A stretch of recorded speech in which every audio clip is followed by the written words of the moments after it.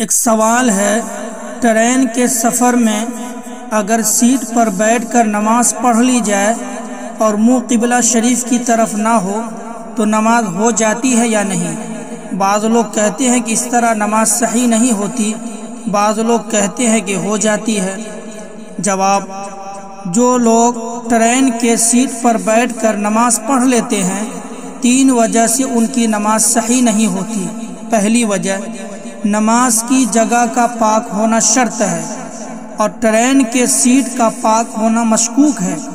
آپ نے اکثر دیکھا ہوگا کہ چھوٹے بچے ان پر پیشاب کر دیتے ہیں۔ دوسری وجہ، نماز میں قبلہ کی طرف رخ کرنا ضروری ہے، اس کے بغیر نماز نہیں ہوتی۔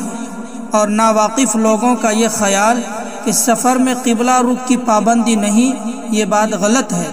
سفر میں بھی قبلہ رخ کرنا اسی طرح ضروری ہے جس طرح وطن میں ضروری ہے، بلکہ شریعت کا حکم تو یہ ہے کہ سفر میں نماز کے دوران اگر قبلہ کا رخ بدل جائے تو نمازی اسی حالت میں قبلہ کی طرف گھوم جائے۔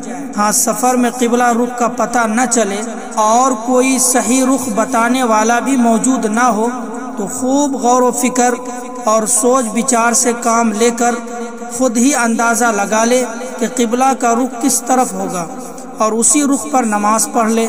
اب اگر نماز کے بعد معلوم ہوا کہ اس نے جس رخ پر نماز پڑھی ہے وہ قبلہ کی سمت نہیں تھی، تب بھی اس کی نماز ہو گئی، دوبارہ لوٹانے کی ضرورت نہیں۔ اور اگر نماز کے اندر ہی قبلہ رخ کا پتہ چل جائے تو نماز توڑنے کی ضرورت نہیں، نماز کے اندر ہی قبلہ رخ کی طرف گھوم جائے۔ تیسری وجہ، نماز میں قیام یعنی کھڑا ہونا فرض ہے۔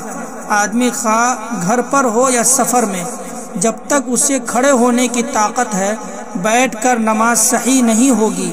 اور اس میں مردوں کی تخصیص نہیں، عورتوں کے لیے بھی یہی حکم ہے۔